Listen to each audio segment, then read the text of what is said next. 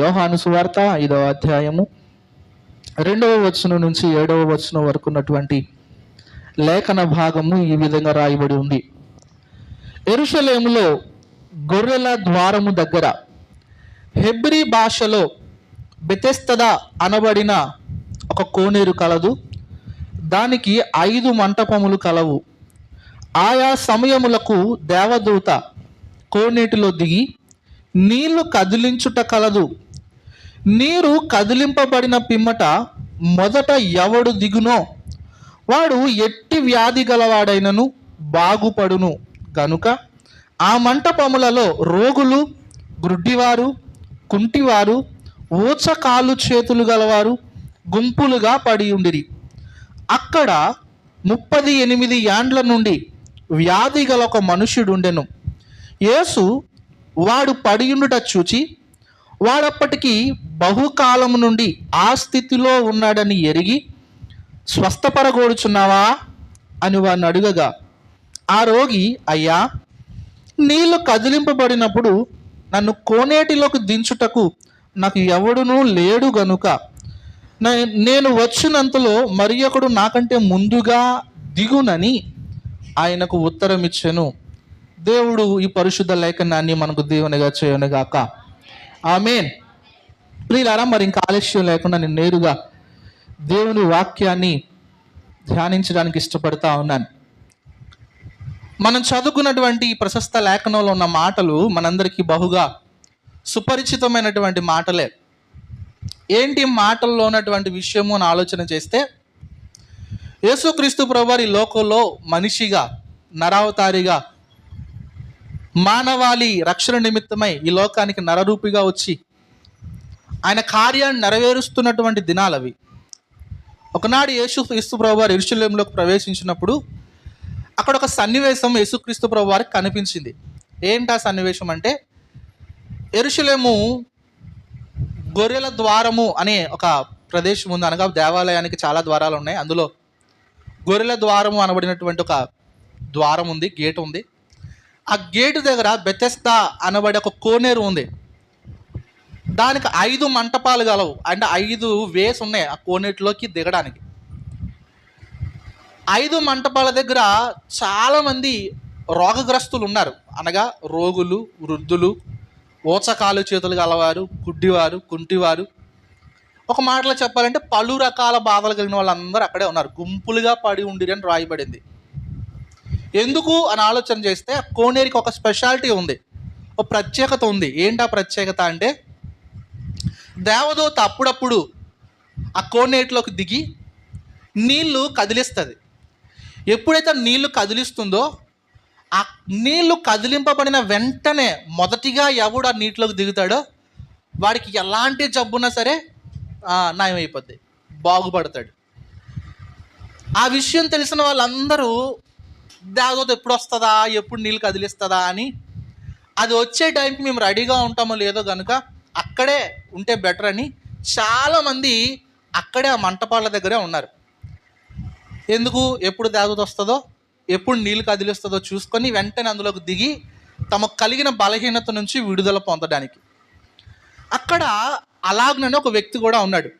అక్కడ రాయబడింది, అతనుకున్న వ్యాధి 38 సంవత్సరాల నుంచి ఉందండి. ఎంతకాలం నుంచి ఉంది? 38 సంవత్సరాల నుంచి ఒక భయంకరమైన వ్యాధితో పడి ఉన్న ఒక వ్యక్తి ఉన్నాడు.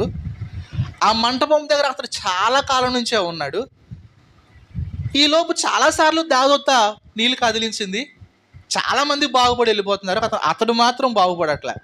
యేసుక్రీస్తు ప్రభువారు అక్కడికి వచ్చినప్పుడు అతని స్థితి చూశారు. చూసి ఒక మాట అడిగారు, ఏమయ్యా నువ్వు బాగుపడాలనుకుంటున్నావా అని. అందరూ చెప్పండి, ఏమని అడిగారు? నువ్వు బాగుపడాలనుకుంటున్నావా, స్వస్థపడగోరుచున్నావా అని అడిగితే అతడు అవునని కానీ కాదని కానీ చెప్పలేదండి. రీజన్ చెప్తున్నాడు. ఎందుకంటే యేసుక్రీస్తు ప్రభు అడిగిన ప్రశ్నలో చాలా అర్థం ఉంది.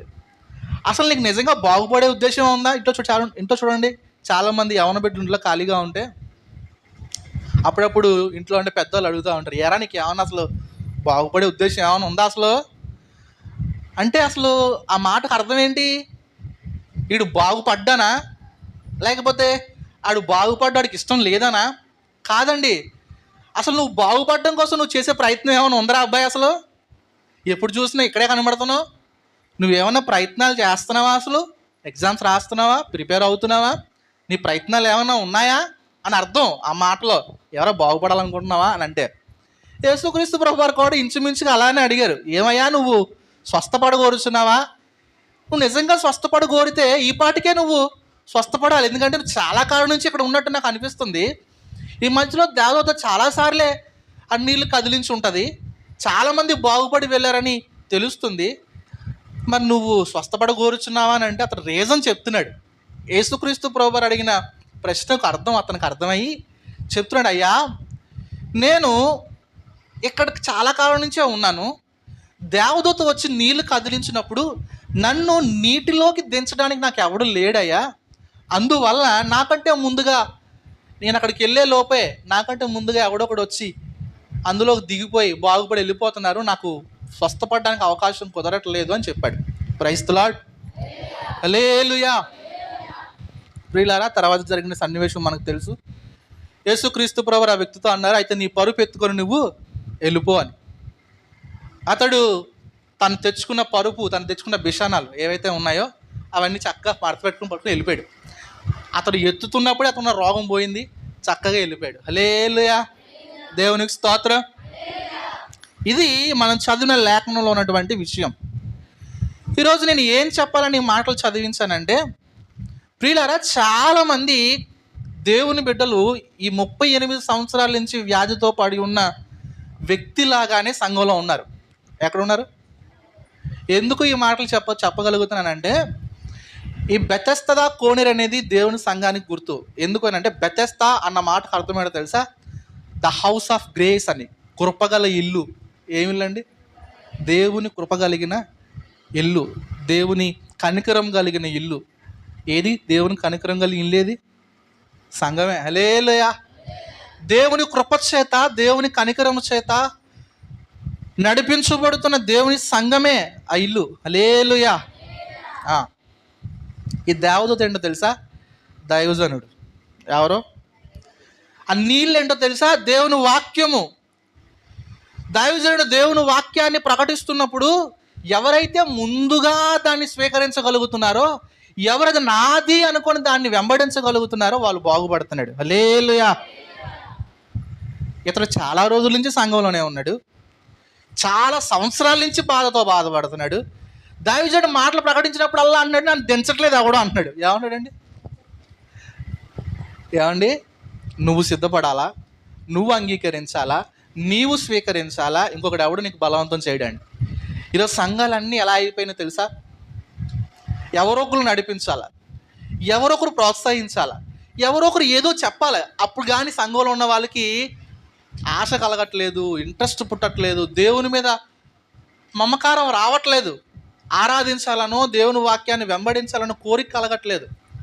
కానీ దేవుని లేఖనం చెప్తుంది, ఎవరు దేవుని మాట ప్రకటించబడుతున్నప్పుడు, నీళ్లు కదిలింపబడుతున్నప్పుడు ఎవరు ముందుగా దిగుతారో, అక్కడ ఎంత చక్కగా రాయబడింది తెలుసా అండి?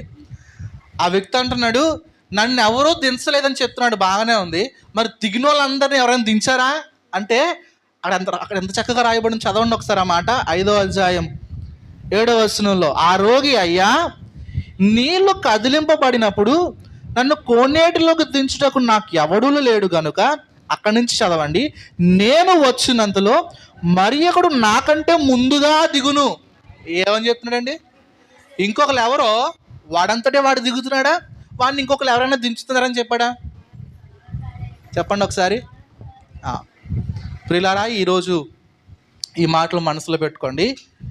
ఈ మధ్యాహ్నం లేక ఉదయకాల సమయంలో ప్రభు మరొక్కసారి చెప్తున్నారు, దేవుని వాక్యము ప్రకటించబడుతున్నప్పుడు, దేవుని హెచ్చరికలు నీకు తెలియచేయబడుతున్నప్పుడు, దేవుని మాటలు నీకు విస్తారంగా ప్రకటించబడతా ఉన్నప్పుడు ఎవరు దానిని స్వీకరించడానికి, దానిని వెంబడించడానికి ముందుగా, ఈ మాట అండర్లైన్ చేసుకోండి, అంతా అయిపోయాక, ప్రయత్నాలన్నీ జరిగిపోయాక, సమయం దాటిపోయిన తర్వాత, అంతా అయిపోయిన తర్వాత ఆఖరిలో దేవుని దగ్గర రావడానికి ఇష్టపడతారండి జనాలు.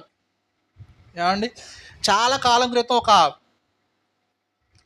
ఒక అమ్మని అడిగాను నేను, అమ్మ నీకు యేసయ్య అంటే ఇష్టం, నాకు తెలుసు ఆ విషయం, మరి దేవుళ్ళలోకి రావడానికి నీకు ఏంటి ఆటంకం అంటే, ఆవిడ ఏమని తెలుసా అండి అయ్యగారు? ఏమని తెలుసా అండి మీకు? అయ్యగారు, నాకు ఇంకా వయసు అయిపోలేదండి. ఏమంటుందండి? నాకు ఇంకా వయసు అయిపోలేదు. నా వయసు అయిపోయిన తర్వాత ఇంకా ఆఖరిలో ఇంకేమీ చేయలేను కాబట్టి దేవుడి దగ్గరకు వచ్చేసి దేవుడు భజన చేసుకుంటూ దేవుని స్తుతించుకుంటూ నా చివరి కాలాన్ని వెళ్ళబుస్తానండి అంటుందండి. దేవునికి స్తోత్రం. అంటే దేవుని దగ్గరికి వచ్చే వాళ్ళు ఎప్పుడు రావాలని ఆలోచన ఉందా వాళ్ళకి? చివరిలో అంతా అయిపోయిన తర్వాత, లోకంలో చేయాల్సిన దరిద్ర పనులన్నీ చేసేసిన తర్వాత, వెంబడించాల్సిన పనికిమాలిన పద్ధతులన్నీ వెంబడించేసిన తర్వాత, పాపంలో ఇక విడదీయరాని బంధాన్ని కలిగిన తర్వాత అప్పుడు వద్దాంలే. ఇప్పుడు చూడు, యవనస్తులు కూడా చాలా సంవత్సరాల నుంచి మందిరంలో ఉంటారండి. దేవుడి కోసం తెలుసండి, యేసయ్య రక్షకుడు అనే విషయం వాళ్ళకి ఎరుగుతుందండి, వాళ్ళకి అవగాహన ఉంటుందండి. ఏం తమ్ముడు రక్షణలోకి రాలేదు, ఏమ్మా రక్షణ తీసుకోవడానికి ఆటంకం ఏంటి అని అడిగితే వాళ్ళు చెప్తారు, ఇంకా చాలా టైం ఉందని. ఏమంటారు? ఇంకా చాలా టైం ఉంది. పెళ్ళికి తీసుకునే వాళ్ళు కొంతమంది, ఉద్యోగాలు వచ్చేసి లైఫ్లో సెటిల్ అయిపోయిన తర్వాత తీసుకుంటామన్న వాళ్ళు కొంతమంది. దేవునికి స్తోత్రం.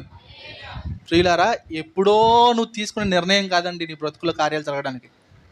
ఎప్పుడు దేవుని మాట నీకు అర్థమవుతుందో, ఎప్పుడు దేవుని వాక్యం నీకు తాకబడుతుందో వెంటనే స్పందించేవాడు దీవించబడతాడు. హల్లెలూయా.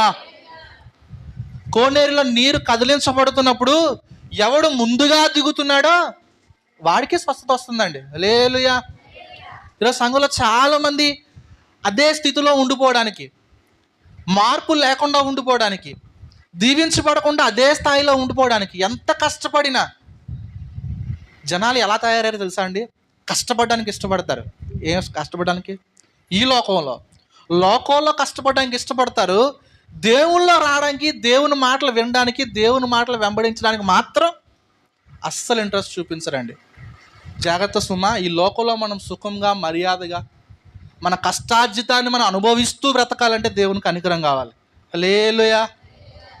ప్రసంగి గ్రంథకర్త అంటాడు, ఈ లోకంలో ఒక మనుషునికి ఉపయోగకరమైన స్థితి ఏదైనా ఉందంటే వాడు తన కష్టార్జితాన్ని అనుభవిస్తూ బ్రతకడమే. అర్థమవుతుందా? చాలామంది తేనెటీగల్లా అయిపోయారండి. ఎలాగండి? తేనెటీగల్లాగా జీవితం అంతా కష్టపడతారండి, ఆస్తులు సంపాదిస్తారండి, అన్నీ సమకూరుస్తారండి. ఇంక అనుభవిద్దామన్న టైంకి అనుభవించడానికి వాళ్ళకి అవకాశం ఉండదండి. దేవునికి స్తోత్రం. మనం సంపాదించిన ఒక 4 మెతుకులు మనం తినాలన్నా దేవుని కనికరం కావాలి. అలా దేవుని కనికరం నీకు రావడం కోసం నువ్వు ఏం చేయాలో తెలుసా? దేవుని మాటలు ప్రకటించబడుతున్నప్పుడు, దేవుడు నిన్ను తడుతున్నప్పుడు, దర్శిస్తున్నప్పుడు వెంటనే లోబడాలి. హల్లెలూయా. ప్రియులారా, ఈరోజు నేను చెప్పాలనుకున్న మాట దగ్గరకు వచ్చేస్తున్నాను. ఇదిగో ఈ వ్యక్తి 38 సంవత్సరాల నుంచి అదే స్థితిలో ఉండిపోయిన వ్యక్తి స్వస్థపరచబడబోవడానికి గల కారణం ఏంటో తెలుసా అండి? సరైన సిద్ధపాటు లేదండి. ఏం లేదు? సరైన సిద్ధపాటు లేదండి. సరైన సిద్ధపాటు లేదు. ఎందుకు లేదని అంటారంటే, అతడు అంటున్నాడు, నన్ను దించడానికి ఎవరు రావట్లేదని చెప్తున్నాడు. ఏమండి, దించడానికే మనుషులు అతని దగ్గరికి వస్తారా? అతను చెప్తున్న మాటలు బట్టి అతను కదలలేని స్థితిలో ఉండడానికి అర్థమైంది. మరి తినడానికి తిండి ఎలా వస్తుందండి? అతనికి పోషించడానికి అతనికి కావాల్సిన వస్తువులు అతని దగ్గరికి ఎలా వస్తున్నాయి? ఎవరో ఒకరు తెస్తున్నారు కదా. అలా తెస్తున్నప్పుడు ఎవడొకడితో ఒడంబడిక చేసుకొని, నాకు దాన్ని కనిపెట్టుకొని ఉండరా బాబు, నాకు ఇలా ఇది కదిలించబడినప్పుడు నన్ను దించు అని అతనితో మాట్లాడి ఒక సరైన సిద్ధపాటుతో అతడు ఉంటే అతడు ఈ పాటికి ఎప్పుడో, ఒకవేళ అతను నిజంగా ఎవరో ఒకరు దించితేనే బాగుపడతాడనే స్థితిలో అతడు ఉంటే కనుక సిద్ధపాటు ఉండాలా వద్దా? దేవునికి స్తోత్రం. వీళ్ళలో చాలా మందిలో సిద్ధపాటు లేదండి. ఏం లేదు? అన్ని విషయాల్లోనూ సిద్ధపాటు ఉంది. ఎందుకురా? ఈ మధ్యలో ఒక సహోదరుని అడిగాను, మన సంఘంలో సహోదరునే, ఏనయ్య మందిరానికి రావట్లేదు, ఆదివారం గుడికి రావట్లేదు, ఏమైంది నీకు అని అడిగితే అతను చెప్పిన సమాధానం ఏంటి తెలుసా? నాకు 2 ఆడపిల్లలు తమ్ముడు. ఎవరో 2 ఆడపిల్లలు. ఓపుకున్నప్పుడే కష్టపడాలా. ఏమన్నాడండి? ఓపుకున్నప్పుడే కష్టపడాలా, 4 రాళ్ళు వెనకేసుకోవాలా, ఆడపిల్లలు కదా, నేను వాళ్ళకి ఏదో ఒకటి చూడాలా. మంచిదే, నేను అస్సలు తప్పను, ఆలోచన మంచిదే. ఆడపిల్లలు ఉన్నారు కాబట్టి నువ్వు చేయాలనుకున్న సిద్ధపాటు మంచిదే. ఇంట్లో ఆడపిల్లలు ఉన్నారన్న జాగ్రత్తతో సిద్ధపడుతున్నావు, చాలా బాగుంది. మరి నీ ఆత్మను రక్షించిన ఏమండి దేవదేవుని కొరకు, నీ ఆత్మ కొరకు నువ్వు వెళ్ళాల్సిన ప్రదేశం కొరకు నీ సిద్ధపాటు ఏంటి అసలు? ఆదివారం ఒక గంట ప్రభు సన్నిధిలో దేవుని మాటలు విని దేవుని ఆరాధించగలిగే ఆ సిద్ధపాటు నీకు లేదా అంటే మాటలు లేవు. దేవునికి స్తోత్రం. ఏమండి చాలామందికి ఏ సిద్ధపాట్లు ఉన్నాయి? ఈ లోకంలో ఫ్యూచర్ ఏంటి అని ఆలోచన వస్తే చాలా సిద్ధపాట్లు ఉన్నాయండి. త్వరగా డబ్బులు సంపాదిస్తున్నారు, ఆస్తులు వెనకేసుకుంటున్నారు, బ్యాంక్ బ్యాలెన్స్లు చూసుకుంటున్నారు. ఉన్నవాడు ఒక్కడైనా సూపర్ కష్టపడతారు, ఎందుకంటే మంచిది. ఆ తర్వాత ఉన్నవాడికి భవిష్యత్తు బాగుండాలని. ఇన్ని తెలిసిన నీకు దేవుని రాజ్యం కొరకు సిద్ధపడుతున్న సిద్ధపాటు ఏది అని అడిగితే అందరి ముఖాల్లో ఏం కనిపిస్తుంది తెలుసా అండి? పెద్ద క్వశ్చన్ మార్క్. ఏం మార్క్ అండి? దేవునికి స్తోత్రం. ఈ లోకంలో నువ్వు సిద్ధపడినా సిద్ధపడకపోయినా దేవుని రాజ్యం కొరకు సిద్ధపడాలి ప్రియులారా. ఈ వ్యక్తి సిద్ధపాటు లేకే స్వస్థత పొందలేకపోయాడు. ఈరోజు మన బ్రతుకులో సిద్ధపాటు లేకే దేవుని మహిమను చూడలేకపోతున్నాం, దేవుని కార్యాలు చూడలేకపోతున్నాం, దేవుని రాజ్యానికి వెళ్ళిపోతున్నాం అనుకుంటూనే ఎక్కడికి పోతున్నాం తెలుసా అండి? ఎక్కడికి పోతున్నాం తెలుసా మీకు? ఆ పక్కనే కిందనే ఉంటుందండి. ఏంటది? దేవునికి స్తోత్రం. పరలోకానికి ఆపోజిట్. హల్లెలూయా. అక్కడికి పోతున్నాం తెలియకుండానే. మన దైవజనులు చెప్పిన ప్రసంగం ఉంటుందండి యూట్యూబ్లో, ఇప్పటికీ మీరు చూడండి. నరకానికి వెళ్ళే పరిశుద్ధులని. ఎవరన్నా వాళ్ళు? నరకానికి వెళ్ళే పరిశుద్ధులండి వాళ్ళు. ఈ పరిశుద్ధులు ఎక్కడికి వెళ్తారండి? కారణం తెలుసా? వాళ్ళకి సిద్ధపాటు లేదు. దేవుని ఎరిగిన వాళ్ళే, రక్షణ తీసుకున్న వాళ్ళే, బాప్తిస్మాన్ని తీసుకున్న వాళ్ళే, ప్రభు గురించి బాగా తెలిసిన వాళ్ళే, సంఘంతో సహవాసం కలిగిన వాళ్ళే, కానీ వీళ్ళకి ఏం లేదండి, సిద్ధపాటు లేదు. మేము ఊరు వెళ్ళాం కదా, నేను అలారం పెట్టుకున్నానండి, చెప్పాను ఆల్రెడీ. అలారం పెట్టుకున్నాను, ఇంకో 10 నిమిషాల్లో మేము దిగాల్సిన స్టేషన్ వస్తుంది అనగా అలారం పెట్టుకున్నాను. అలారం మోగిన వెంటనే ఏం చేయాలా? రెడీ అయిపోవాలి, టకటకలాడితే 10 నిమిషాల టైం ఉంది, 10 నిమిషాల్లో స్టేషన్ వచ్చేద్ది. కాబట్టి నేను ఏం చేయాలా? వెంటనే నా సామాన్లు సర్దుకొని, నా బ్యాగులు సర్దుకొని, దిగాల్సిన మనుషులందరినీ రెడీ చేసి గేట్ దగ్గరికి. అరే మనం దిగాల్సిన స్టేషన్ దగ్గర పడుతుందనే విషయం మనకు అర్థమవుతున్నా సిద్ధపాటు మాత్రం మనకు లేదండి. దేవునికి స్తోత్రం. పిల్లల ప్రభు చెప్పారు, నేను వచ్చే సమయం బహు సమీపంగా ఉంది అని. ఏమండి? అన్నిటికీ అంతము సమీపించున్నదని దేవుని లేఖనం చెప్తుంది. ఎన్నిటికండి? మీకు తెలుసా? వాతావరణానికి అంతం సమీపించింది, గాలి పాడైపోతుంది, నీరు పాడైపోతుంది, నేల పాడైపోయింది, మన చుట్టూ ఉన్న పరిస్థితులు పాడైపోయాయి, అన్నిటికీ అంతం వచ్చేస్తుందండి. ఈ మధ్యన నేను ఒక సర్వే చూశాను, ఒక వార్త. ఏంటంటే సూర్యుల్లో అది మండడానికి కావలసినటువంటి గ్యాస్, హీలియం లాంటి గ్యాసులు అయిపోతున్నాయంట. ఏమవుతున్నాయండి? సూర్యుల్లో గ్యాస్, మన ఇంట్లో గ్యాస్ కాదండి, సూర్యుడు మండడానికి ఉపయోగపడే గ్యాస్, సూర్యుల్లో ఉండే గ్యాస్ అయిపోతుందంట. అన్నిటికీ అంతం సమీపించింది. దేవునికి స్తోత్రం. ప్రభు అన్నారా, ప్రభు రాకడలో ఏం జరుగుద్ది? సూర్యుడు నలుపు అవుతాడు, చంద్రుడు ఎరుపు అవుతాడు. అవునా? నలుపు ఎప్పుడు అవుతాడండి? ఆరిపోయినప్పుడే కదా. అన్నిటికీ అంతము. మీకు తెలుసో తెలీదో మీకు కూడా, ఎవరికి? ఒకప్పుడు మహాభక్తుడు గొప్ప నాయకుడు మోషే గారు అన్నారు, ఏమని? నరుని ఆయుష్కాలము 70 సంవత్సరములు, అధిక బలము నెడల 80 సంవత్సరములగును. అది అప్పుడు మాట. ఇప్పుడు తెలుసా మనిషి సగటు జీవిత కాలము ఇప్పుడు 50 సంవత్సరాలు అండి. ఎంత? 50 నుంచి 55 సంవత్సరాలు అంతే. అంతకుమించి ఏ మనిషి బ్రతకట్లేదు. కొద్ది రోజులు పోతే అది కూడా తగ్గిపోద్ది. ఏమండి? జాగ్రత్త సుమా, అన్నిటికీ అంతము. ఇది బాగా తెలుసు మనకి, కానీ సిద్ధపాటు లేదు. ప్రభు చెప్పారు, నేను వస్తున్నప్పుడు కొన్ని సూచనలు జరుగుతాయి. మీకు తెలుసో తెలీదో, ప్రభు చెప్పిన సూచనలు అన్నీ జరుగుతున్నాయండి. ప్రభు అన్న రాజ్యం మీదకి రాజ్యము, జనము మీదకి జనము, అక్కడక్కడ భూకంపాలు, కరువులు, సునామీలు, ఇవన్నీ మీరు వింటున్నామా లేదా? అమెరికాలో ఫ్లోరిడా రాష్ట్రం మొత్తం కొట్టుకుపోతుందని వింటున్నాం, ఇండోనేషియాలో భూకంపాలు వస్తున్నాయని వింటున్నాం, జపాన్లో భూకంపం వస్తుందని వింటున్నాం, రాజ్యం మీదకి రాజ్యము, రష్యా ఉక్రెయిన్ కొట్టుకుంటున్నాయని వింటున్నాం, పాలస్తీనా ఇస్రాయల్ దేశం కొట్టుకుంటున్నాయని వింటున్నాం లేదా? దేశం మీదకి దేశము, జనము మీదకి జనము, రాజ్యం మీదకి రాజ్యము, అక్కడక్కడ భూకంపాలు, కరువులు అన్నీ వింటున్నాం. ఇవన్నీ దేనికి గుర్తులండి? ప్రభు రాకడకు గుర్తులండి. దేవుని రాజ్యం వచ్చేస్తుంది, ప్రభు వచ్చేస్తున్నారు. సిద్ధపాటేది? నీ సిద్ధపాటేది? అన్నిటి కోసం ఆలోచన నీకు దేవుని రాజ్యం కోసం ఆలోచన ఉందా? ఈ మధ్యాహ్నం నేను అడగాలనుకున్న ప్రశ్న అదే. 38 సంవత్సరాల నుంచి బాధ భరించడానికి ఇష్టపడ్డ వ్యక్తి కొద్ది రోజులు కష్టపడి సిద్ధపడడానికి ఇష్టపడలేకపోయాడండి. తను చేసిన ప్రయత్నం చెప్తున్నాడు, కానీ సరైన సిద్ధపాటు చెప్పట్లేదు. సిద్ధపాటు అంటే ఏంటో తెలుసా? ఆ టైం రాగానే వెంటనే వెళ్ళిపోవాలన్నమాట, ఇంకేం ఆలస్యం లేకుండా. ప్రాపర్ ప్రిపరేషన్ లేదు అతనికి. ఈరోజు మనకు కూడా లేదండి. అందుకే చాలామంది చాలా సంవత్సరాల నుంచి అదే స్థితిలో ఉండిపోయారు. హృదయాలు మారట్లేదు, మనసులు మారట్లేదు, కరగట్లేదు. సిద్ధపాటు కలిగినోడు స్టార్టింగ్లో ఎలా ఉన్నాడో ఎండింగ్ వచ్చేసరికి ఎలా ఉంటాడో తెలుసా అండి? స్టార్టింగ్లో ఉన్న దానికంటే ఎండింగ్లో ఉత్తమమైన స్థితిలో ఉంటాడు, అన్నీ రెడీ చేసుకొని. అవునా కాదండి? సిద్ధపడుతున్నవాడు స్టార్టింగ్లో ఎలా ఉంటాడు? ఇప్పుడు నేను ఆరాధనకు ప్రిపేర్ అవ్వాలండి, రావాలి అడ్డు రోడ్ నుంచి. ఉదయాన్నే లేకపోతే ఎలా ఉంటాను? మంచి టక్ వేసుకొని ఉంటానండి. ఇంట్లో ఉండే నైట్ బట్టలతో ఉంటాను, షార్ట్లతో, టీషర్ట్తోనే. అది స్టార్టింగ్ నాది. ప్రిపేర్ అయ్యే టైం వచ్చేసరికి ఎలా అయిపోతాను? టకటక రెడీ అయిపోయి స్నానాలు చేసేసి అంతా అయిపోయిన తర్వాత మంచి బట్టలు వేసుకొని ప్రార్థన చేసుకొని వాక్యం సిద్ధపరచుకొని రెడీ అయిపోయి ఉంటాను. ఎందుకు? టైం అవగానే. అని టైం అయినా కూడా అలాగే ఉన్నానంటే అర్థం ఏంటి? ఇప్పుడు ఆరంభంలో ఒకలా ఉన్నావు, ఇప్పుడు ప్రభువు రాకడ సమీపించింది, ఇప్పుడు నువ్వు ఎలా ఉన్నావు? అప్పటికి ఇప్పుడు ఏమైనా తేడా ఉందా? అప్పుడున్న ప్రేమలో ఇప్పుడున్న ప్రేమకి ఏమైనా తేడా కనిపిస్తుందా? ఆ ప్రేమ కంటే దరిద్రంగా తయారయ్యామా? ముందున్న ప్రేమ కంటే ఇంకా దరిద్రంగా తయారయ్యామా? ముందున్న ఆశ కంటే ఇంకా తక్కువైపోతున్నామా?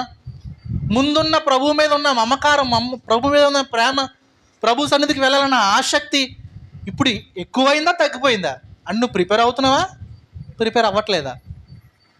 నా మాటలు అర్థమవుతున్నాయా? దేవునికి స్తోత్రం, హల్లెలూయా. ఈ ఉదయకాల సమయం ఎందుకు ప్రభు మాటలు పలికిస్తున్నారో నాకు తెలియదు, కానీ ఎవరి అంతము సమీపించిందో తెలియదండి. ఎప్పుడు మనం ప్రభు దగ్గరికి వెళ్ళిపోతామో తెలియదండి. ఏం గ్యారంటీ ఏమైనా ఉందనుకుంటున్నారా? లేదు, ఎవ్వరికి గ్యారంటీ లేదండి.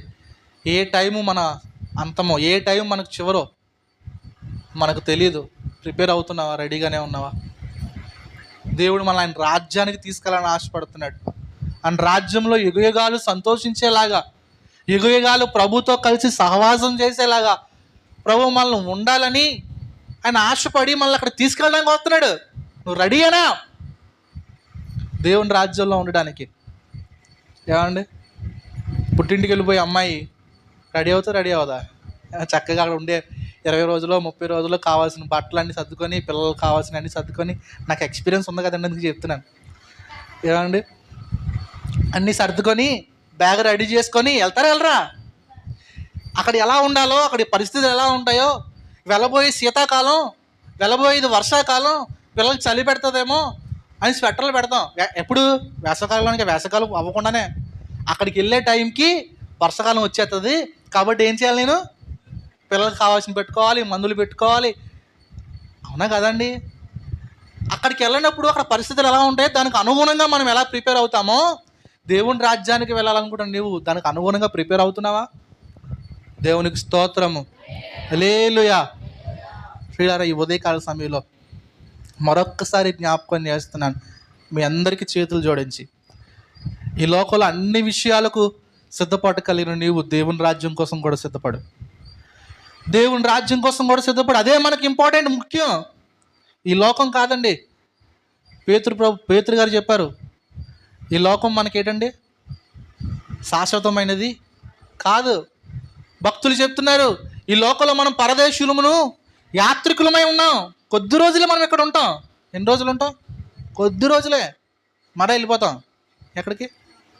మనం వెళ్ళాల్సిన ప్రదేశానికి. అది శాశ్వతమైనది, అది యుగయుగాలు ఉండే ప్లేస్. అది అక్కడ ఎలా ఉంటుందో, అక్కడ పరిస్థితులు ఎలా ఉంటాయో, అక్కడ ఎలా ఉండాలో ఇక్కడ ముందుగానే మనం మీ అందరికీ బాగా అర్థమయ్యేలా చెప్పాలంటే, పెళ్ళి కావాల్సిన పిల్లకి ఇంట్లో వాళ్ళ అమ్మ నాన్న చెప్తూ ఉంటారు, సంబంధం కుదిరిన తర్వాత, నా మాటలు అర్థమవుతున్నాయండి అమ్మ? దేవునికి స్తోత్రం. సంబంధం కుదిరిన తర్వాత తల్లి చెప్తుంది, అమ్మ నువ్వు వెళ్ళే ప్లేస్లో ఇల్లు దొరకవంట. ఓ రోజు చేపలు తిన్న అలవాటు నీకు, అక్కడ చేపలు దొరకవు.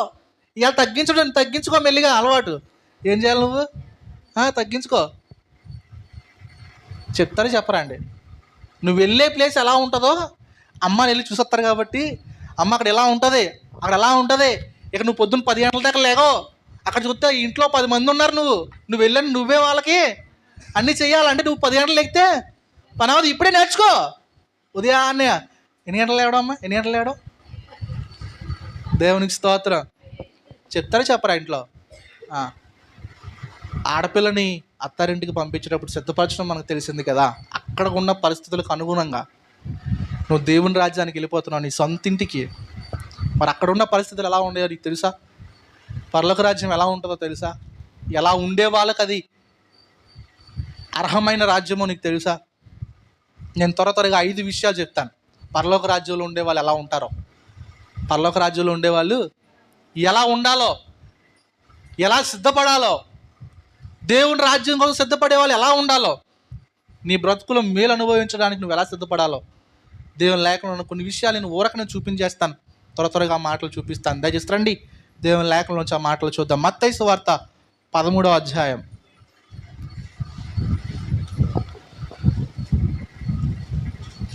మత్తయి సువార్త 13వ అధ్యాయం.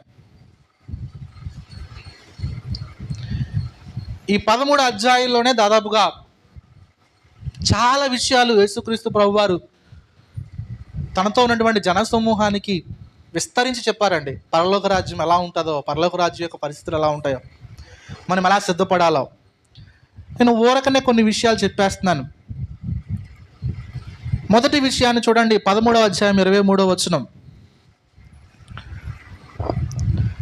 మంచి నేలను విత్తబడినవాడు, వాక్యము విని గ్రహించువాడు, అట్టివాడు సఫలులై ఒకడు 100 ఒకడు 60 ఒకడు 30 ఫలించును. దేవుని రాజ్యమును గురించినటువంటి విషయాలు యేసుక్రీస్తు ప్రభువారు చెప్పారు. ఇప్పుడు చాలామందికి డౌట్ రావచ్చు, అదేంటండి పాస్టర్ గారు, ఇది విత్తువాడు ఉపమానం గురించి సంబంధించిన ఉపమానం కదండి, అది పరలోక రాజ్యానికి సంబంధించింది మీరు ఎలా చెప్తున్నారంటారా? చూడండి 11వ వచనంలో శిష్యులు అడిగారు, ఈ ఉపమాన రీతిగా మాకు ఎందుకు చెప్తున్నావు, ఈ ఉపమానాన్ని మాకు ఎందుకు చెప్పో, ఇది మాకు అర్థం కావట్లేదు అని అంటే యేసుక్రీస్తు ప్రభువారు అంటున్నారు 11వ వచనంలో, పరలోక రాజ్య మర్మములు ఎరుగుట మీకు అనుగ్రహింపబడి ఉన్నది కానీ వారికి అనుగ్రహింపబడలేదు. హల్లెలూయా. ఈ విత్తువాడు ఉపమానం ఎందుకు నేను ఉపమాన రీతిగా చెప్పానంటే, అందరికి అర్థమైపోవాలని కాదు, ఎవరికి అర్థం కావాలో వాళ్ళకే అర్థం కావాలని. ఇది మీకు అర్థం కావడం కోసమే, మీరు తెలుసుకోవడం కోసమే ఈ మాట ఎలా చెప్పానని చెప్పి ప్రభు వారికి ఆ ఉపమానాన్ని వివరిస్తున్నారు. దేవునికి స్తోత్రం. ఏ మర్మాలు అయ్యండి? పరలోక రాజ్యానికి సంబంధించిన మర్మాలు. దేవునికి స్తోత్రం. ఇప్పుడు వచ్చేద్దాం పాఠానికి. పరలోక రాజ్యానికి సిద్ధపడేవారు, పరలోక రాజ్యంలో ఉండగోరేవారు, నేను దేవుని దగ్గరికి వెళ్ళాలి అనుకునే వాళ్ళు సిద్ధపడాల్సిన విషయాలు. మొదటి విషయాన్ని చెప్తున్నాను, జాగ్రత్తగా వినండి. అక్కడ ప్రభు చెప్పారు, మంచి నేలను విత్తబడిన వాడు, వాక్యం విని గ్రహించువాడు, అట్టివారు సఫలులై ఒకడు 100 ఒకడు 60 ఒకడు 30 ఫలించును. దేవునికి స్తోత్రం. ఎలా? ఎవరు పరలోక రాజ్యానికి వెళ్ళగలిగేవారు, సిద్ధపడేవారు ఎవరు అని అంటే, సింపుల్గా చెప్పాలంటే ఫలించేవారు. ఎవరండి? అందరూ చెప్పండి ఒకసారి. ఎవరు సిద్ధపడేవారు? మరి మనం ఫలిస్తున్నామా? ఎందుకు ఫలించట్లేదు అయ్యగారు? కరోనాలో అందరూ అడుక్కుతున్నారు కానీ మేమైతే 3 తులాల బంగారం కొన్నాం. ఫలించామా లేదా? దేవునికి స్తోత్రం. ఫలించడం అంటే ఆర్థికంగా బలంగా తయారవడము, సామాజికంగా మంచి గౌరవ సంపదలు సంపాదించుకోవడము, ఓ బళ్ళు మీద బళ్ళు, ఇల్లు మీద ఇల్లు కట్టుకోవడమో కాదండి. ఫలించడం అంటే ఏంటో తెలుసా? నువ్వు ఎలాగైతే రక్షింపబడ్డావో, నువ్వు ఎలాగైతే ప్రభువులకు తీసుకొని రాబడ్డావో, నీలాంటి మరొక వ్యక్తిని ప్రభువులకు నడిపించగలిగినప్పుడే నువ్వు ఫలించినట్లు. దేవునికి స్తోత్రం. హల్లెలూయా. నా మాటలు అర్థమవుతున్నాయండి? ఎప్పుడు ఫలించినట్టు? ఎప్పుడు ఫలించినట్టు? ఒక చెట్టు ఫలించిందని ఎప్పుడు అంటాం? వెంటనే మీరు ఏమంటారు? వెంటనే బాగా కాయలు కాజేసినట్టు.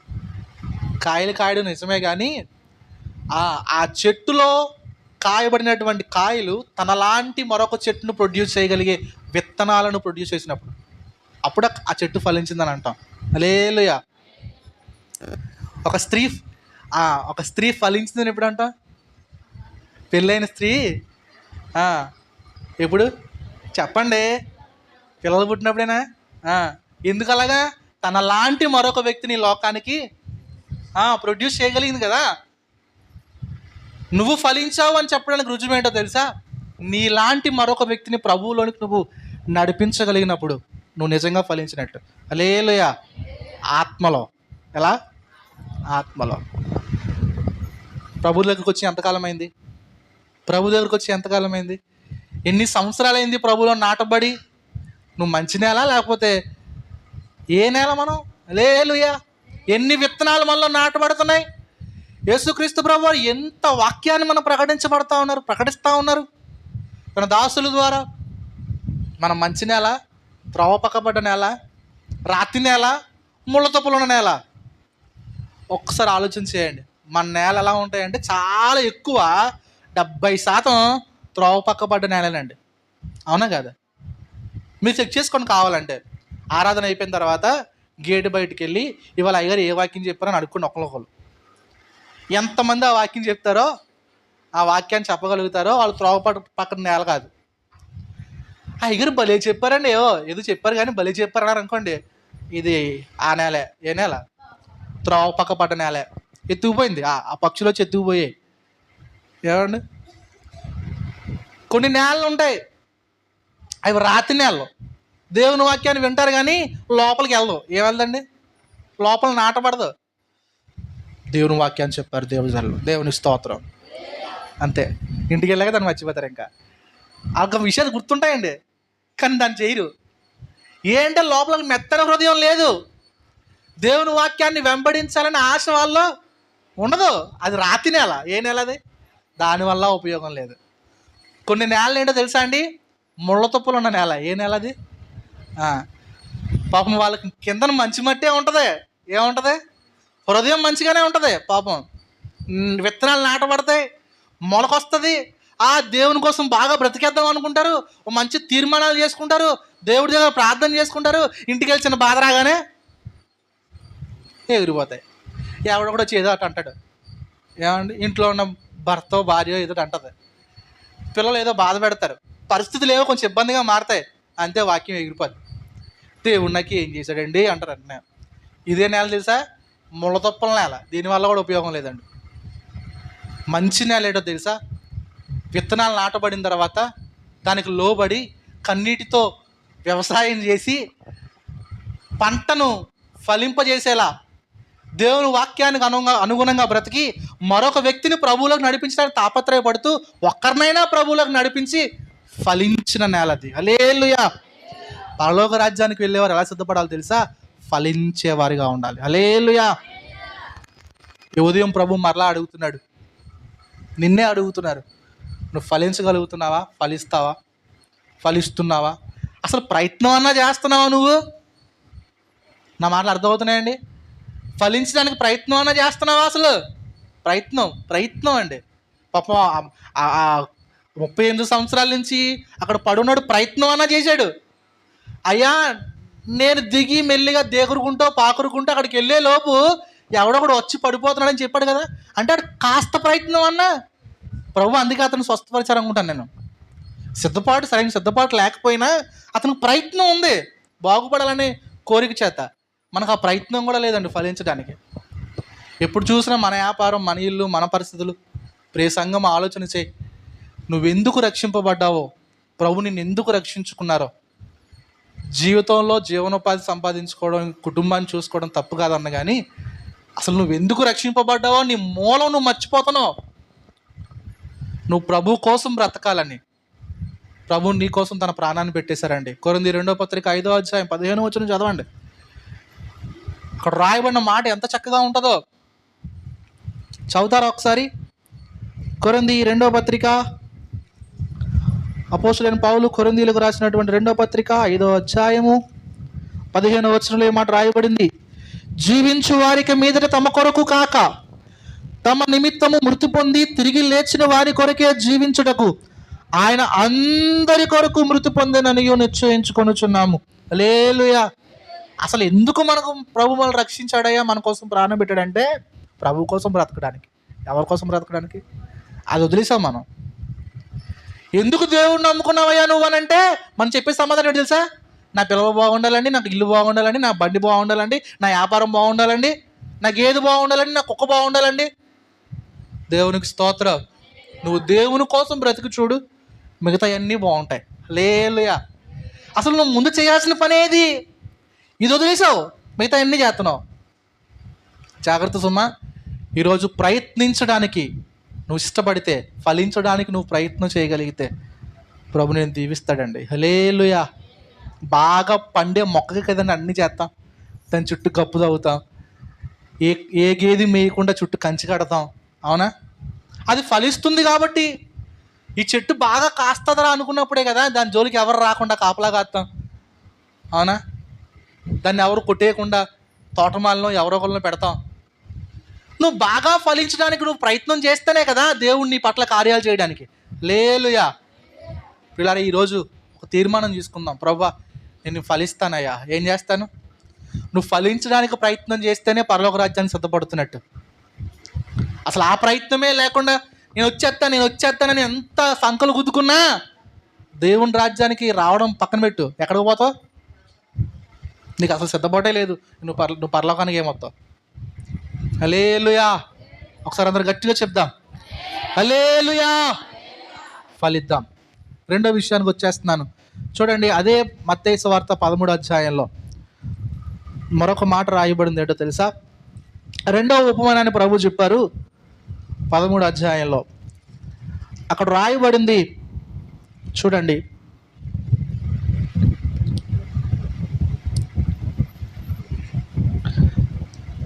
24వ వచనంలో ఆయన మరి ఒక ఉపమానం వారితో చెప్పాను. ఏమనగా, పరలోక రాజ్యము తన పొలములో మంచి విత్తనము విత్తిన ఒక మనుష్యుని పోలి ఉన్నది. మనుష్యులు నిద్రించుచుండగా అతని శత్రువు వచ్చి గోధుమల మధ్యలో గురుగులు విత్తిపోయాను. దేవునికి స్తోత్రం. హల్లెలూయా. ఇదేంటో తెలుసా అండి? ప్రయత్నం చేస్తున్నావు. ఏం చేస్తున్నావు? ఫలించాలని మంచి విత్తనాలు నాటి ఫలించడం కోసం ప్రయత్నం చేసి ఏం చేస్తున్నావు తెలుసా? నిద్రిస్తున్నావు అండి. ఏం చేస్తున్నావు? నిర్లక్ష్యాన్ని పొందించుకుంటున్నాం. ఏదో కాస్త భక్తి చేస్తే, ఏదో కాస్త ప్రార్థన చేసుకుంటే, ఏదో ఒక 40 రోజులు ఉపవాసాలు ఉంటే, ఓ 50 రోజులు ఉపవాసాలు ఉంటే, ఓ 25 రోజులు ఉపవాసాలు ఉండి ప్రయత్నం చేసి ప్రార్థన చేస్తే ఇంకా తర్వాత మనం రిలాక్స్ అయిపోతాం. ఏమైపోతాం? రిలాక్స్ అయిపోతాం. ఇది చాలా భక్తి చేసేస్తామండి బాబు. ఏం చేస్తావు? చాలా భక్తి చేసేస్తాం.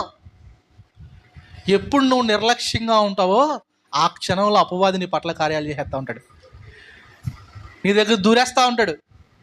ఇదిగో చూడండి, ఈ మంచి విత్తనాలు విత్తిన మనుష్యుడు వాళ్ళు నిద్రిస్తూ ఉంటే మధ్యలో వచ్చి గురుగులు విత్తేసిపోయాడంటండి. ఏం విత్తేసిపోయాడండి? దేవునికి స్తోత్రం. ఏం జరిగిందో తెలుసా? నువ్వు ఎంత ఫలించాలని ప్రయత్నం చేస్తున్నావో నీ నిర్లక్ష్య వైఖరి వల్ల నీకు ఫలం రాదు సరికదా, ఫలింపకూడని ఫలాలు ఫలిస్తూ ఉంటావు. ఏం చేస్తూ ఉంటావు? అది నేను మంచి మాటలే విన్నాను కదా, మంచి విత్తనాలే వేసాను కదా, మరి ఎందుకు వచ్చినాయి అని అడిగితే ఆ వ్యక్తి అంటాడు, ఇది అపవాది పని. ఎవరి పని? ఎందుకు వచ్చాడు అపవాది? ఆడికి అవకాశం నువ్వు ఇచ్చావు, నువ్వు పొడుపున్నావు, కాపలా కాయాల్సిన నువ్వు, కాపాడుకోవాల్సిన నువ్వు, భక్తి జీవితాన్ని శ్రద్ధగా చూసుకోవాల్సిన నువ్వు ఎలా ఉన్నావు? పడుకోవడం అంటే నిర్లక్ష్యంగా ఉన్నావు. ఎలా ఉన్నావు? ప్రియులారా, మరొక మాట చెప్తున్నాను, నిర్లక్ష్య వైఖరి ఉండకూడదు. ఏం ఉండకూడదండి? పరలోక రాజ్యం కొరకు సిద్ధపడేవారు నిర్లక్ష్యంగా ఉండడానికి వీల్లేదు, లైట్ తీసుకోవడానికి వీల్లేదు, ఇంకా అయిపోయింది అనుకోవడానికి వీల్లేదు, చాలా భక్తి చేసేసాం అనుకోవడానికి వీల్లేదండి. మరింత శ్రద్ధగా ఉండాలి. ఎలా ఉండాలండి? ఆ దేవుని లేఖనం చెప్తుంది, చురుకుగా ఉండుట. చురుకుగా ఉండాలి, అశ్రద్ధగా ఉండకూడదండి. అయ్యారు మొన్నలే కదా ప్రార్థన యాగం చేసాం, మొన్నలే కదా ప్రార్థనలు పెట్టాం, నిన్నే కదా మన ఇంట్లో ప్రార్థన అయింది, చాలా అయిపోయిందా నీకు? ఇంకా నీ భక్తి జీవితం ముగిసిపోయిందా? ఎప్పుడు దాకా మనం యాక్టివ్గా ఉండాలో తెలుసా అండి? ఒకటి ప్రభు వచ్చేదాకా, లేదా మనం ప్రభు దగ్గరికి వెళ్ళేదాకా మనం శ్రద్ధగానే ఉండాలి. హల్లెలూయా. రిలాక్స్ అవ్వడానికి లేదు. ఆహా, దేవుడు నన్ను చాలా పెద్ద ప్రమాదం నుంచి తప్పించాడులే అనుకొని ఓ మంచి ద్రాక్ష తోట నాటి రిలాక్స్ అయిపోయాడు. ఎవరండి? నోవాహు గారు. ఎవరు? నోవాహు. ఓడ కట్టించి ఓ పెద్ద ప్రళయం నుంచి దేవుడు తప్పించి ప్రపంచమంతా నాశనం అయిపోతే తన కుటుంబాన్ని మాత్రమే బ్రతకనిచ్చి అంత గొప్ప మేలు చేసిన తర్వాత నోవాహు ఏం చేయాలి? ఎంత శ్రద్ధగా ఉండాలండి? ద్రాక్ష తోట నాటించాడు, శుభ్రంగా తాగేశాడు, రిలాక్స్ అయిపోయాడు. ఎంత రిలాక్స్ అంటే ఒంటి మీద బట్టలు కూడా లేనంత రిలాక్స్ అయిపోయాడు. ఈరోజు చాలామంది చాలా రిలాక్స్ అయిపోతున్నారండి. వీలు లేదు. మేము సీనియర్స్ అండి. ఏంటి సీనియర్స్? మీకు తెలుసా, భక్తిలో సీనియర్ అయినోడు జూనియర్ కంటే తగ్గించుకొని ఉండాలండి. ఎలా ఉండాలా? బయట ప్రపంచంలో సీనియర్స్ జూనియర్స్ని ఏడిపిస్తారు, అవునా? సీనియర్స్ జూనియర్స్ని ఏడిపిస్తారు. నీకేం తెలియదురా అని వాడి మీద ఆధిపత్యం చలాయించడానికి, వాడిని ఏడిపించడానికి ప్రయత్నం చేస్తారు. కానీ మందిరంలో దేవుని దగ్గరికి వచ్చిన తర్వాత ఎవడు హెచ్చింపబడాలనుకుంటున్నాడో, ఎవడు హెచ్చైన స్థితిలో ఉన్నాడో వాడు తగ్గించుకొని ఉండాలి. హల్లెలూయా. నువ్వు ప్రభు దగ్గరికి ముందుగా వచ్చావు కదా, నీకు ప్రభు ముందు నుంచి తెలుసు కదా, నువ్వు ఎక్కువ తగ్గించుకొని ఉండాలి. అప్పుడే వచ్చిన వాడికి ఇంకా తెలియదు, వాడికి ఎలా ఉండాలో తెలియదు కాబట్టి వాడు ఒక మాదిరిగా ఉంటాడు. కానీ నువ్వు ఇంకెలా ఉండాలి తెలుసా? వాడికంటే ఇంకా ఆశగా ఉండాలి, ఇంకా తగ్గించుకొని ఉండాలి. అబ్బాయి మేము సీనియర్స్ అండి, కుర్చీ దిగాం. ఏం దిగాం? కుర్చీ దిగాం. మేము నిలబడే ప్రార్థన చేస్తాం, మోకాలేయం. మేము సీనియర్స్, మాకు ఫ్యాన్ కిందే కుర్చీ కావాలి. ఎక్కడ కావాలి? దేవునికి స్తోత్రం. మన సంఘంలో అలా ఎవరు ఉండకుందురుగాక. అందరూ తగ్గించుకొని శ్రద్ధ కలిగిన వారే దేవుని రాజ్యంలోకి సిద్ధపడేవారే ఉందురుగాక. ఆమేన్. ప్రియులారా, శ్రద్ధ కలిగిన వారమై ఉందాం. దేవుని నమ్ముకొని ఎక్కువ కాలం అయిపోయింది కదా, ఇంకా తగ్గించుకొని ఉందాం, ఇంకా లోబడదాం దేవునికి, ఇంకా తగ్గించుకొని ఏమండి. నేను ఒక పాస్టర్ వచ్చారు, ఒక హెడ్ కానిస్టేబుల్ మా ఇంటికి వచ్చారు. ఆయన వచ్చి అంటాడు, నాన్నగారు చాలా పని చేస్తారండి. ఏమంటాడండి? నాన్నగారు చాలా పని చేస్తారు, ఆయనకి పని చేయాల్సిన అవసరం లేదు, రెస్ట్ తీసుకోమని. అంటే నేను అన్నాను, ఆయన రెస్ట్ తీసుకునే స్టేజ్లో లేరండి బాబు, చాలా పని చేశారు. మీరు అంటున్నారు, ఆయన ఇంకా పని చేయాలని ఆయన అంటున్నారు. ఇంకా మేమే తొంగుంటున్నామండి ఇంట్లో, మేమే పడుకుంటున్నాం సరిగ్గా పని లేక. ఆయన మాత్రం పడుకోవట్లేదండి. ఆయనకు దేవుని కోసం ఇంకా బాగా తెలిసిన కారణం చేత దేవుని కోసం ఇంకెంత పని చేయాలో పని చేసేస్తున్నారు. కాబట్టి ప్రియులారా, నువ్వు సీనియర్ అయ్యే కొద్దీ, భక్తిలో అనుభవం వచ్చే కొద్దీ ఇంకా తగ్గించుకొని ఉండు, ఇంకా శ్రద్ధగా ఉండు. నిర్లక్ష్యాన్ని దగ్గరికి రానివ్వద్దు. దేవునికి స్తోత్రం. శ్రద్ధగా ఉండేవాడే ప్రభు కొరకు సిద్ధపడేవాడు. నిర్లక్ష్యంగా ఉండేవాడు జాగ్రత్త సుమా, నువ్వు జారిపోతావు. ఏమవుతావు? పడిపోవడానికి, జారిపోవడానికి, అపవాదిని బ్రతుకులోకి వచ్చి నిన్ను నాశనం చేయడానికి నువ్వే అవకాశం ఇస్తావు. ఏం చేస్తావు? దేవునికి స్తోత్రం. హల్లెలూయా. తమ్ముడు వాళ్ళకి చెల్లి వాళ్ళకి చెప్తూ ఉంటాను అప్పుడప్పుడు, నీ మీదకి కష్టం రాబోతుంది, కీడు రాబోతుంది, దేవుడు నాకు చెప్తున్నాడు అని. ఏదో ఒక టైం చెప్తాను, ఏదో పండగ కోసమో దేనికోసమో. పండగ అయిపోగానే రిలాక్స్ అయిపోతారు. అమ్మయ్య, పండగ దాడిపోయింది కదా, మాకేం కాలేదు కదా, అయిపోయింది. కీడు వస్తుందని ప్రభు చూపించారంటే అది ఏదో టైంలో ఖచ్చితంగా వస్తుందండి. అది మనం ప్రార్థన చేస్తున్నాం కదా, దేవుడు తప్పిస్తాడు మెల్లిగా. రావాల్సిన దాన్ని నువ్వు కుదురుగా ఉన్నంతకాలం దాన్ని పోస్ట్ పోన్ చేసుకుంటూ వస్తాడు. ఎప్పుడు నువ్వు నిర్లక్ష్యంగా ఉంటావో అప్పుడు టెంకుజాలు తగులుతాయి. కాబట్టి ఏం చేయాలా?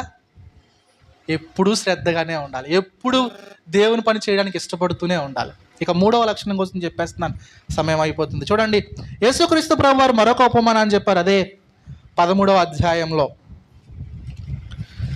2 ఉపమానాలు చెప్పారు. అవి 2 ఒకేలాంటి విషయాలు.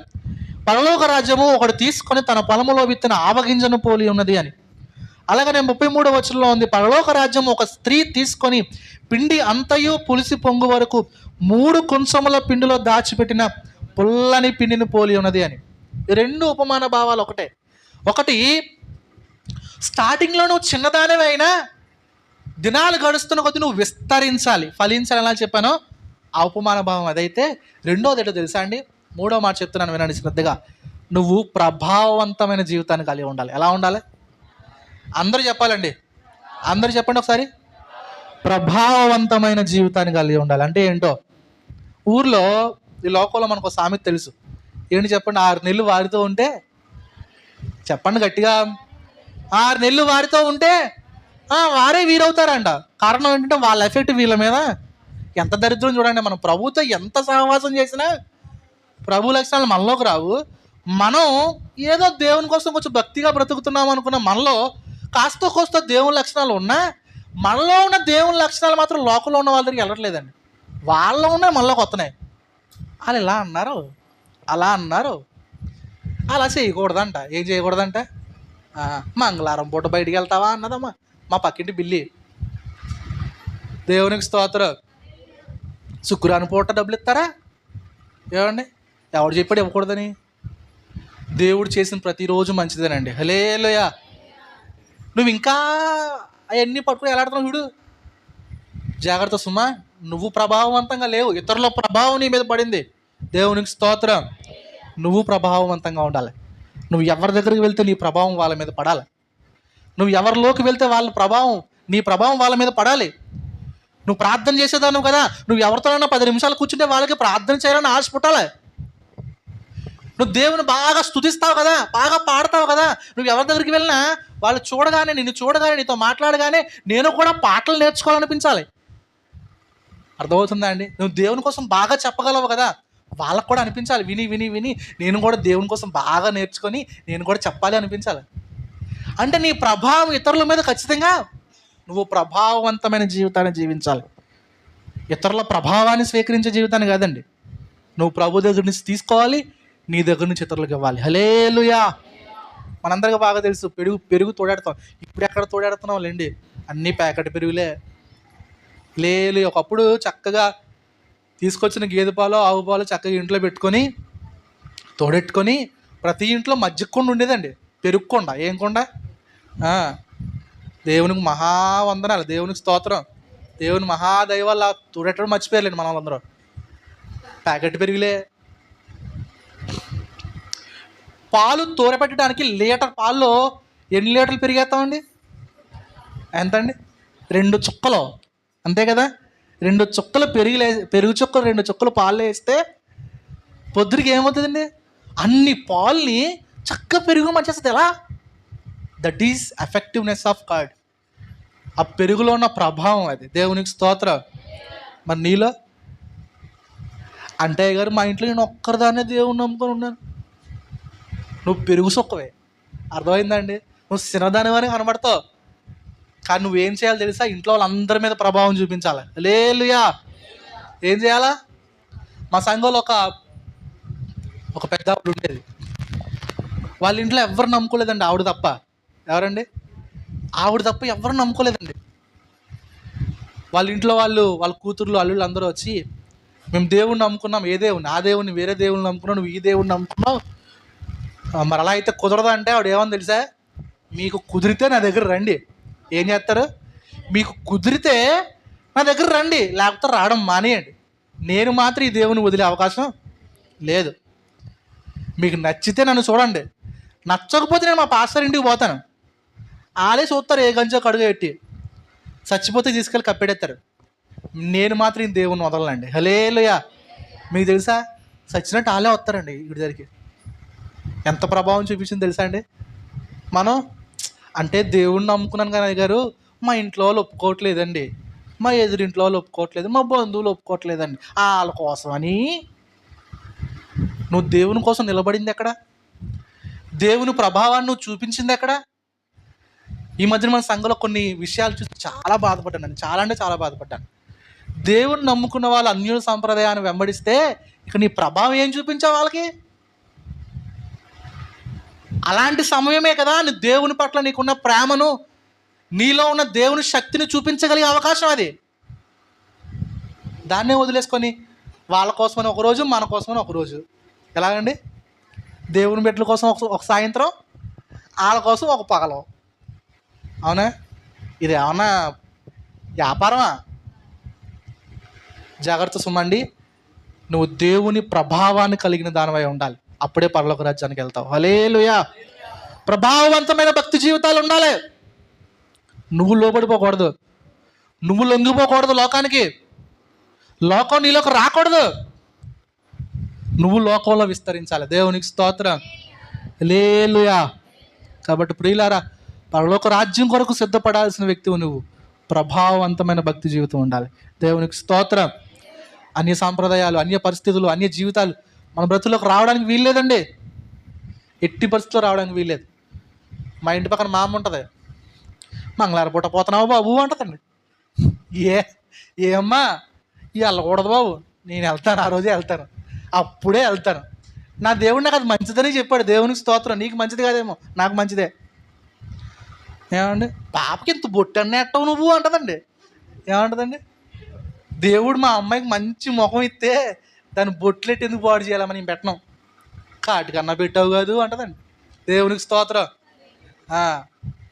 వద్దు, నా దేవుడు చూసుకుంటాడు ఏదైనా అవసరం అయితే. హల్లెలూయా. ప్రియులారా, దరికి రానివ్వద్దండి. ఏం చేయొద్దు. చెప్పింది ఇంకా ఇసుకుపోయింది. ఈ కుర్రోడు చేయడు బాబా చెప్పినా ఏమంది, ఈ కుర్రోడు చేయడు వదిలేసి చెప్పడం వేస్ట్ అంటుంది. హల్లెలూయా. అంతే, నా దగ్గర చెప్పొద్దు నువ్వు. దేవునికి స్తోత్రం. ప్రియులారా, మన ప్రభావం ఇతరుల మీద పడాలి తప్ప ఇతరుల ప్రభావం మన మీదకి రాకూడదు. గుర్తుపెట్టుకోండి. ప్రభావవంతమైన భక్తి జీవితాలు కలిగి ఉండండి. ప్రార్థన చేసుకుంటున్నావా, నీ ప్రభావం ఇతరుల మీద పడాలి. ప్రభుని స్తుతిస్తున్నావా, నీ ప్రభావం ఇతరుల మీద పడాలి. వాక్యాన్ని చదువుతున్నావా, ఆ ప్రభావం ఇతరులకు కనిపించాలండి. నువ్వు చదువుతున్నట్టు, అయ్యా రోజుకు 10 అధ్యాయాలు చదివేస్తున్నానని చెప్తున్నావు, ఏదో ఒక్క మాట చెప్పు. హల్లెలూయా. అయ్యారు పొద్దున్న నుంచి సాయంత్రం దాకా పొయ్యి దగ్గరే కూర్చున్నాను. మరి నీ ఒళ్ళు చల్లగా ఉందే? పొయ్యి దగ్గర కూర్చుంటే ఒళ్ళు కాసానే వేడిగా ఉండాలి కదా, మరి చల్లగా ఉందే? నువ్వు చెప్పేది అబద్ధమే కదా. నువ్వు ఉన్నది నిజమైతే, నువ్వు చేస్తున్న భక్తి నిజమైతే, నువ్వు ప్రభుతో ఉన్నది నిజమైతే ప్రభు ప్రభావం నీలో కనిపించాలి. హల్లెలూయా. అలా బ్రతకాలి. దేవునికి స్తోత్రం. అలా బ్రతికేవారే దేవుని రాజ్యం కొరకు సిద్ధపడేవారు. పరలోక రాజ్యం అలాంటిది, ప్రభావవంతమైంది. ఆదిలో ఒక్కడితో మొదలైంది, యేసుక్రీస్తు ప్రభుతో మొదలైంది దేవుని రాజ్యం. విస్తరించబడ్డాం. తర్వాత 12 మంది, తర్వాత 120 మంది, తర్వాత 3000 మంది, తర్వాత 5000 మంది. ఈరోజు దాదాపుగా 450 కోట్ల మంది ఉన్నారండి దేవుణ్ణి ఎరిగిన వారు. దేవునికి స్తోత్రం. ఇంకా ప్రకటించబడుతుంది దేవుని వాక్యం, విస్తరిస్తూనే ఉంటుందండి ప్రభావవంతంగా. దేవునికి స్తోత్రం. హల్లెలూయా. 4వ మాటకు వచ్చేస్తున్నాను, జాగ్రత్తగా చూడండి. అదే అధ్యాయం, మత్తయి సువార్త 13వ అధ్యాయంలో రాయబడిన మరొక మాట చూడండి. పరలోక రాజ్యము 44వ వచనం, పరలోక రాజ్యం పొలములో దాచబడిన ధనమును పోలి ఉన్నది. ఒక మనుషుడు దాన్ని కనుగొని దాన్ని దాచిపెట్టి అది దొరికిన సంతోషంతో వెళ్ళి తనకు కలిగినదంతయు అమ్మి ఆ పొలమును కొనును. మరొక ఉపమానం ప్రభు చెప్పారు, పరలోక రాజ్యం మంచి ముత్యములు కొనవెదకుచున్న వర్తకుని పోలి ఉన్నది. ఆ ముత్యమును కనుగొన్నప్పుడు పోయి తన కలిగినదంతయు అమ్మి దాన్ని కొన్నాడని. హల్లెలూయా. ఈ ఉపమానానికి అర్థం ఏంటో తెలుసా అండి? పరలోక రాజ్యం కొరకు సిద్ధపడే వాళ్ళు విలువైన దాని కొరకు విలువైనది సమర్పించగలిగే సమర్పణ ఉండాలండి. దేవుని రాజ్యము, దేవుని వాక్యము, దేవుని సన్నిధి, దేవుని మాటలు విలువైనవి అని నీకు అనిపించినాయి అనుకోండి, దానికోసం విలువైన దాన్ని సమర్పించగలగాలి. అర్థమవుతుందా ఏం చెప్తున్నాను? ఈరోజు నువ్వు ఫంక్షన్కి వెళ్ళాలండి. ఎక్కడికి వెళ్ళాలి? చాలా విలువ నీకు అది. ఎందుకంటే బంధువులు కోల్పోవడం నీకు ఇష్టం లేదు, ఫంక్షన్కి వెళ్ళకపోతే గొడవలు అవుతాయి. ఓ పక్కన దేవుని మందిరం ఉంది, ఏముంది? ఆరాధన ఉంది, ప్రార్థన పెట్టారు పాస్టర్ గారు, ఎక్కడికి వెళ్తావు? ఏది నీకు విలువైంది? 2 విలువైనవే నీకు. కానీ నీకు అనిపించాలి, ఒకవేళ దేవుని వాక్యమే నీకు విలువైందని అనిపిస్తే ఈ విలువైన దానికోసం దాన్ని నువ్వు సమర్పించగలగాలి. హల్లెలూయా. దేవుని వాక్యము, దేవుని సన్నిధి విలువైనది నీకు అనిపిస్తే నీ శక్తిని పెట్టాలా, నీ బలాన్ని పెట్టాలా, నీ సమయాన్ని పెట్టాలా, నీ ధనాన్ని ప్రభు కోసం సమర్పించాలా. ఉన్నాయా సమర్పణ ఉందా మనకండి? అబ్బాయి పాస్టర్ అన్నీ చెప్పండి, అన్నీ బాగున్నాయి, ఇది మాత్రం వద్దండి అయ్యగారు. ఏమొద్దు? సమర్పణ అంటే ఎక్కడ అవుతుందండి మనకి? ఇప్పుడు ఆదివారం గుడికి రమ్మంటారా వస్తాం, పాడమంటారా పాడతాం, నేర్చుకోమంటారా నేర్చుకుంటాం. సమర్పణ ఎక్కడవుతుంది? మీకు తెలుసా, విలువైనది పొందుకోవాలంటే ఖచ్చితంగా విలువైనది పెట్టాల్సిందే. అవునా? విలువైన మన ఆత్మలను ప్రభు రక్షించడం కోసం విలువైన తన ప్రాణాన్ని మన కోసం ప్రభు పెట్టేశారండి. అర్థమవుతుందా అండి? విలువైన దేవుని సన్నిధిని నువ్వు పొందుకోవడానికి నీ విలువైన సమయాన్ని పెట్టాలి. చాలామందికి టైం వాల్యూ తెలియట్లేదండి. ఏం వాల్యూ తెలియట్లేదు? సమయం వాల్యూ తెలియట్లేదండి. నీ సమయం ఎంత వాల్యూ తెలుసా? ఎంత విలువైందో తెలుసా? ఒక్కసారి పోతే మరలా రాదండి. ఈ 2024 సంవత్సరం జూన్ 23 తారీఖు ఇవాళ పోయింది అనుకోండి, మళ్ళీ వస్తుందా? వచ్చే సంవత్సరం జూన్ 23 వస్తుందండి, కానీ 2024 జూన్ 23 వస్తుందా? ఇంక రాదు. చాలా విలువైందండి ఇది. ఈ విలువైన సమయాన్ని నువ్వు దేవుని కోసం పెడితే బోల్డ్ విలువైన దాన్ని దేవునికి ఇస్తాడు. హల్లెలూయా. పరలోక రాజ్యము విలువైన వస్తువు కొరకు విలువైన సంపదను సమర్పించగలిగే సమర్పణ నీలో ఉందా? ఒకసారి ఆలోచించే. సమర్పణ కలిగిన జీవితాలు ఉండాలి. 5వ మాట చెప్పేస్తున్నాను. ప్రభువు చెప్పారు అదే 13వ అధ్యాయంలో మరొక ఉపమానాన్ని. పరలోక రాజ్యం నానా విధమైన చేపలను పట్టిన వలను పోలి ఉన్నదని. చూస్తారా? 47వ వచనంలో, సముద్రంలో వేయబడి నానా విధములైన చేపలు పట్టిన వలను పోలి ఉన్నది. అది నిండినప్పుడు దాన్ని దరికి లాగి కూర్చుండి మంచి వాటిని గంపలలో చేర్చి చెడ్డ వాటిని బయట పారవేయుదురు. అలాగే యుగ సమాప్తి యందు జరుగును. దేవునికి స్తోత్రం. పరలోక రాజ్యం అంటే తెలుసా? నాకు ఒక తీర్పు ఉంది. ఏముంది? నాకు తీర్పు ఉంది అని అవగాహనతో బ్రతకడం. ఎలా బ్రతకడం అండి? నాకు తీర్పు ఉంది అని అవగాహనతో బ్రతకడం. నేను చేసేవన్నీ ప్రభువు చూస్తున్నారు. మంచివి చూస్తున్నారు. మనుషులు ఎంత మంచిలో తెలుసా అండి? అవతలోడు చేసే చెడు గుర్తుపెట్టుకుంటారో, వాళ్ళు చేసే మంచిగా గుర్తుపెట్టుకుంటారండి. నా మాటలు అర్థమవుతున్నాయా? తన కోసం ఏదైనా చెప్పాల్సి వస్తే, మన కోసం ఏదైనా చెప్పాల్సి వస్తే మంచి చెప్పుకుంటాం. పక్కోడి కోసం ఏదైనా చెప్పాల్సి వస్తే అది మన లక్షణం. జాగ్రత్త సుమా. నువ్వు చెప్పలేదు కాబట్టి నువ్వు సెడిలేదని కాదండి. మనుషులు చూడకపోయినా ఎవరు చూస్తారండి? ఖచ్చితంగా దేవుడు చూస్తాడు. ఏదో ఒక్క రోజు ఆయన దగ్గర వెళ్ళినప్పుడు నువ్వు లెక్కప్పు చెప్పాలి. ఉందా లేదా? కొరింథీ 2వ పత్రిక 5వ అధ్యాయంలో రాయబడింది 10వ వచనంలో, ఎందుకనగా దేహంతో వాటి జరిగించిన ప్రతిఫలమును, అవి మంచివైనా సరే చెడ్డవైనా సరే, యేసుక్రీస్తు న్యాయపీఠం మీద మనమందరం ఏం చేయాలి? ప్రత్యక్షము కావాలి. ఒకరోజు వెళ్ళి నిలబడాలి. గుర్తుపెట్టుకోండి, పరలోక రాజ్యం కోసం సిద్ధపడేవాడు ఎవడో తెలుసా?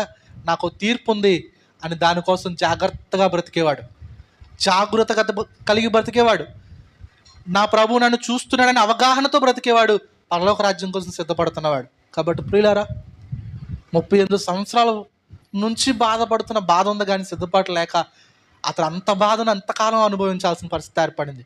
ఈరోజు ప్రభు ఆ సమస్య నీకు రాకుండానే, నువ్వు అంత వెయిట్ చేయకుండానే ప్రభు నీకు చెప్తున్నారు నువ్వు సిద్ధపడమని. దేవునికి స్తోత్రం.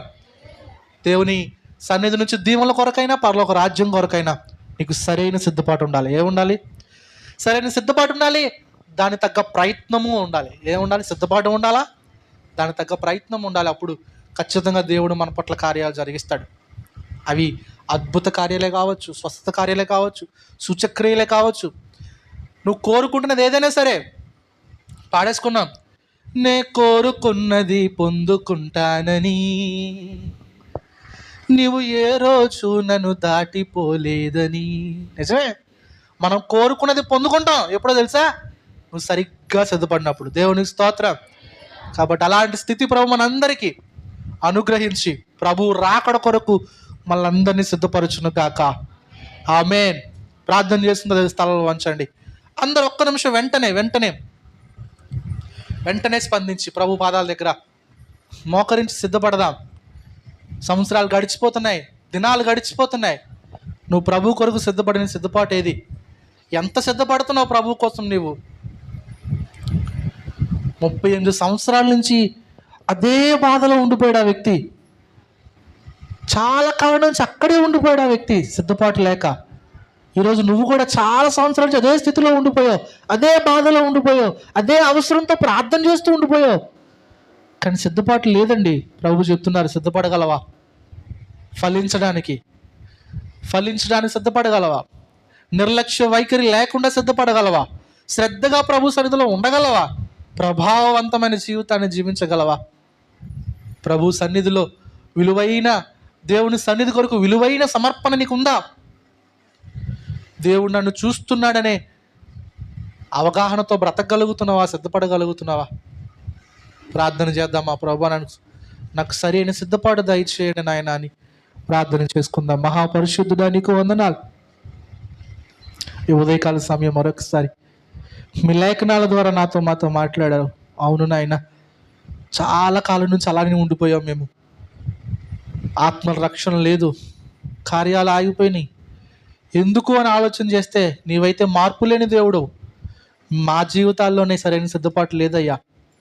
సరిగ్గా నీ కార్యాల కొరకు, నీ రాజ్యం కొరకు సిద్ధపడే బ్రతుకులు లేవు. అందుకని ఉదయకాలం మరొకసారి మాట్లాడావు. మమ్మల్ని ప్రేమింపదలచి, మా పట్ల కార్యాలు చేయదలచి, మమ్మల్ని రాజ్యం కొరకు తీసుకెళ్ళడానికి ఆయత్తపరదలచి మాతో మాట్లాడావు. మా తండ్రి, మీ కొరకు సరైన సిద్ధపాటు మా బ్రతుకులో దయచేయండి.